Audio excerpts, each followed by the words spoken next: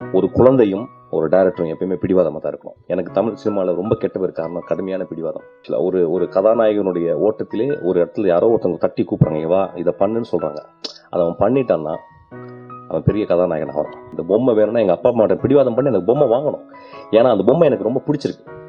அந்த முதல் குழந்தை அந்த பொம்மையை பார்த்து ஒண்டர் ஆகலைன்னா அவன் வந்து பிற்காலத்து ஒரு இளைஞன், அவனுக்கு ஒண்டர்னா என்னன்னே தெரியாது.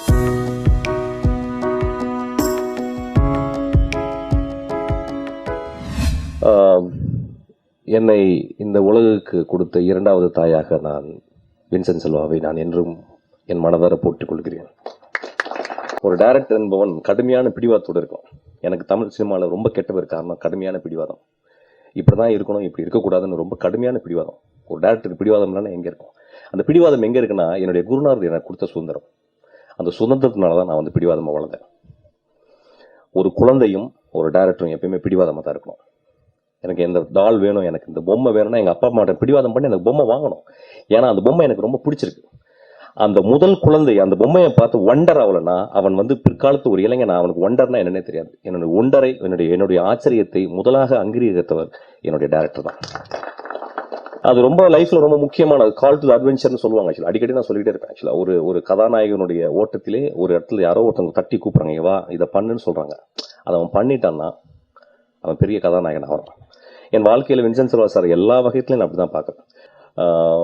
ஆக்சுவலாக சொல்லப்போனால் இங்கே யாரோ ஒருத்தர் ஆழ்த்தோட பூபதியை பற்றி பேசினாங்க. அது ரொம்ப ஒரு இன்ட்ரெஸ்டிங்கான ஒரு விஷயம்.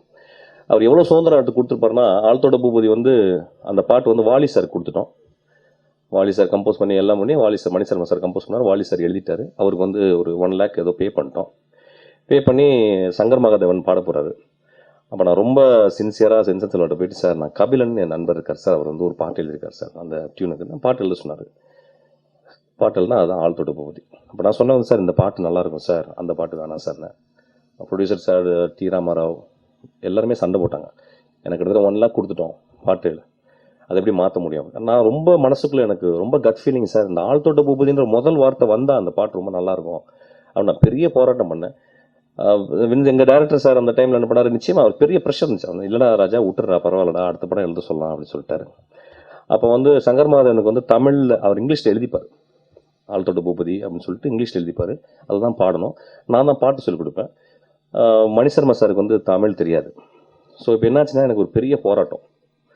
என்ன போராட்டம்னா, எனக்கு ரொம்ப பிடிச்ச பாட்டு, எனக்கு தெரியுது இந்த பாட்டு இல்லைனா ரொம்ப நல்லது, ஆனால் வாலி சார் பாட்டு இருக்குது. வாலி சார் பெரிய ரைட்டர் இல்லைன்னு சொல்லலை, ஆனால் என்ன பண்ண, ஒரு பெரிய ஃப்ராடு பண்ணேன். என்னன்னு கேட்டிங்கன்னா, வந்து வாலி சார் பாட்டு எடுத்து ஆழ்த்தோட பூபதி உள்ள வச்சிட்டேன்.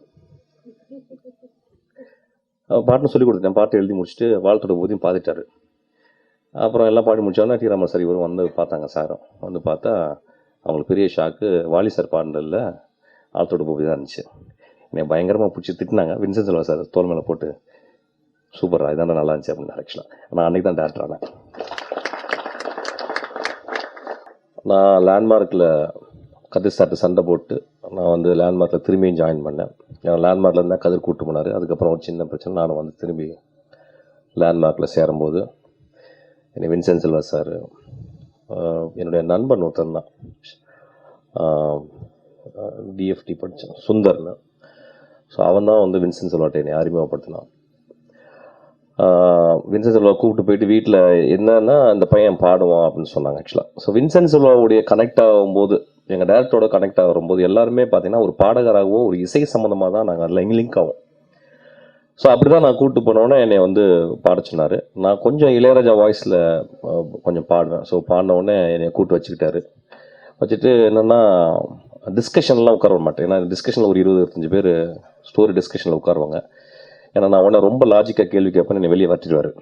உனக்கு வந்து ஸ்கிரிப்ட் ரைட்டிங்காக வராது, நீ வந்து பாட்டு மட்டும் தான் பண்ணணும் லைஃப்பில் அப்படின்னு சொல்லி ரொம்ப கண்டிப்பாக எனக்கு சொன்னார். ஆக்சுவலாக அதனால தான் எனக்கு ஸ்கிரிப்ட் ரைட்டர் ஆனன்னு நினைக்கிறேன். ஆக்சுவலாக ஸோ அந்த கிரெடிட்டும் நான் வந்து I should give to my director. நான் இவ்வளோ பெரிய டைரக்டர் ஆயிருக்கேன் அப்படின்னா, இவ்வளோ பெரிய டைரக்டர்லாம் ஆகலை, இவ்வளோ ஒரு தெரிஞ்ச டைரக்டர் ஆகணும்னா அதுக்கு ஒரே காரணம் எங்கள் டைரக்டர் எனக்கு கற்றுக் கொடுத்தது தான்.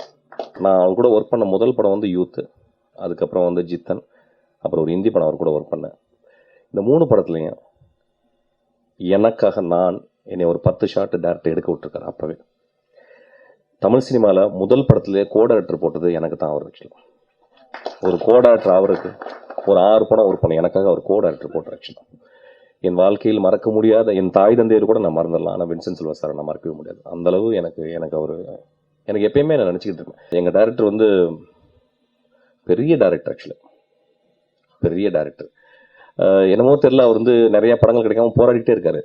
வின்சென்ட் செல்வா சார் போராடணும், எப்பொழுதுமே தாயாக இருங்க. ஒரு குழந்தைய பார்க்கும்போது எப்பயுமே வழி இருந்துகிட்டே இருக்கும். ஆக்சுவலாக எனக்கு தெரியும், நான் உங்கள் பின்னால் இருந்துகிட்டே இருக்கேன்.